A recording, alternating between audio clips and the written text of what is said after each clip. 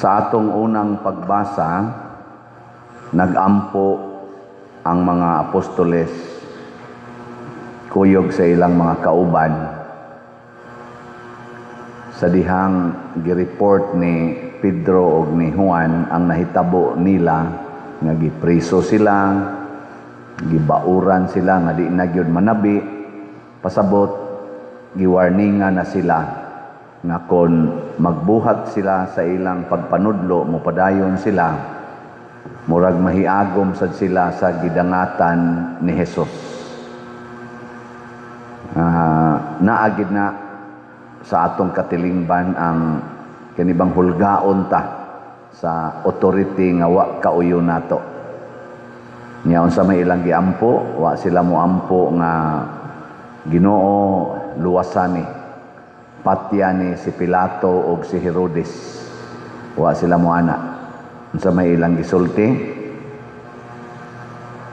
Unsa to ilang giingon?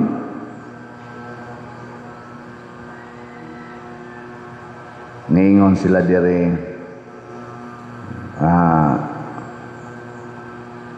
Ginoo karon Ginoo tan-awa kining mga panghulga nga ilang gibuhat ug kaming imong mga sulugoon hatagig kaisog pagsulti sa imong mensahe.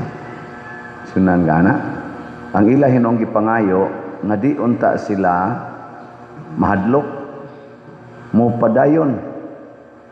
Wa sila mangayo Ginoo protektahi mi, Ginoo panalipdi mi. Wa ang ila kaisog nga mo padayon.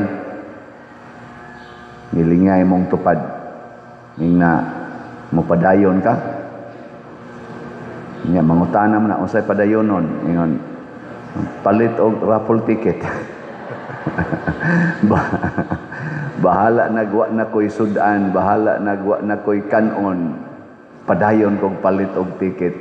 Ana no kamo padayon mo unya mamaligya pag yun mo raffle ticket ana minya ingnon pagyud mo sa inyong baligyaan, wa ka nayabag biha sister nga kalisod sa panahon karon maligya kag raffle ticket ana nya padayon gyud ka baligya. Unsa may resulta?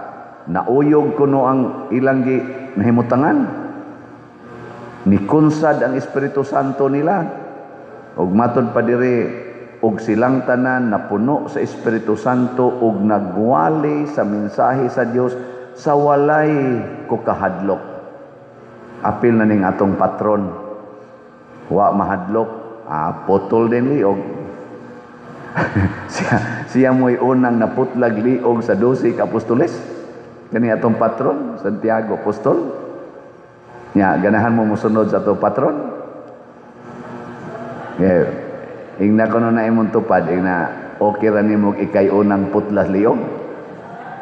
Ingna ba? Oy, kasagaran to. Ginoo luwas sa taon mi.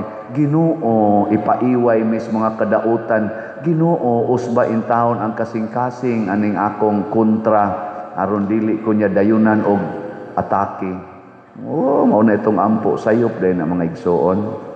Ang ato ding iampo lig-una ko aron matuman nako ang imong sugo. Lig-una ko kay ganahan gyud kong mutuman sa imong sugo. Ana na nya di gid ay mohikaw ang Ginoo nato. Mo nang niingon diri atong salmo, bulahan ang tanan nga nagasalig sa Ginoo.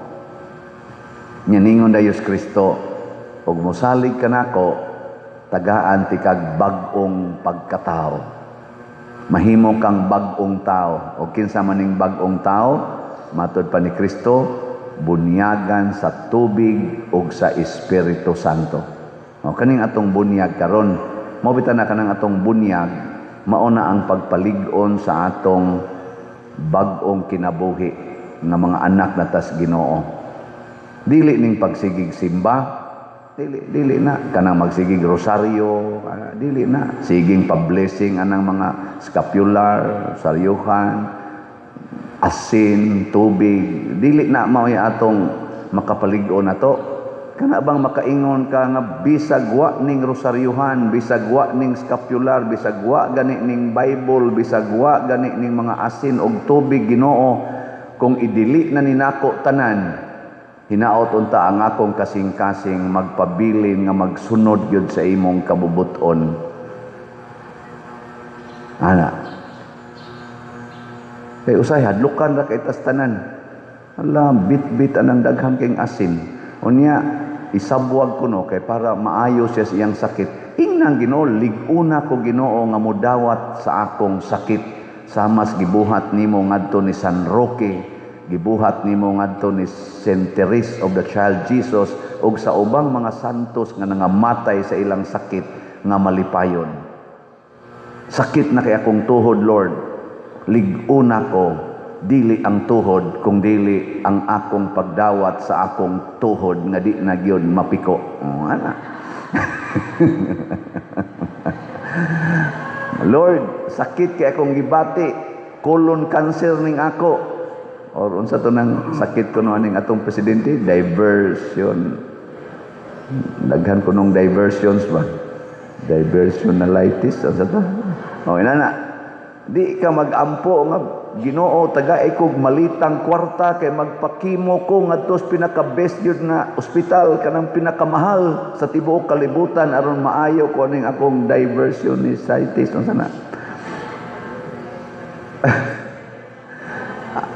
Matao unta pag-usab ang ato mga politicians nga di na sila mahadlok nga Ginoo, tagaay mig daghang kwarta kay hadlok ay may aning way kwarta.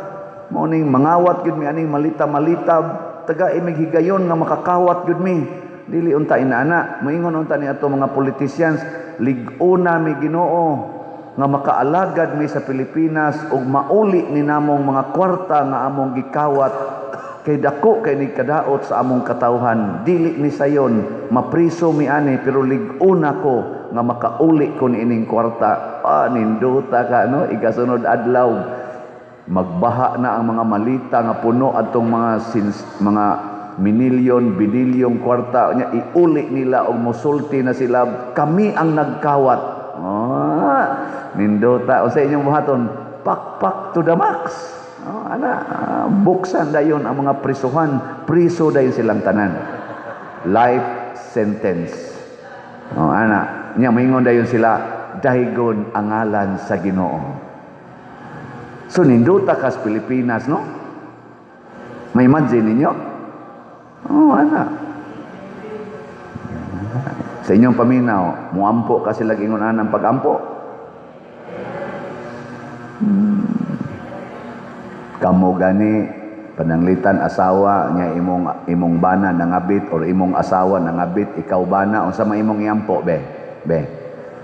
Ganang nangabit siya, unsa imong iampo?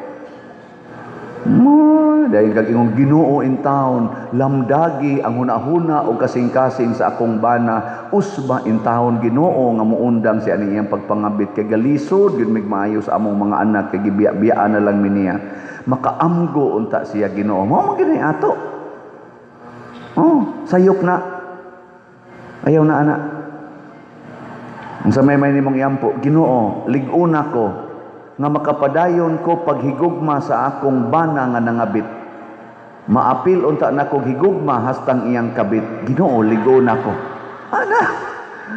Lig-una ko kay kundi ko nimo lig-unon basig mapatay ni nakong duha. Nya maimpirno na hinuon ko.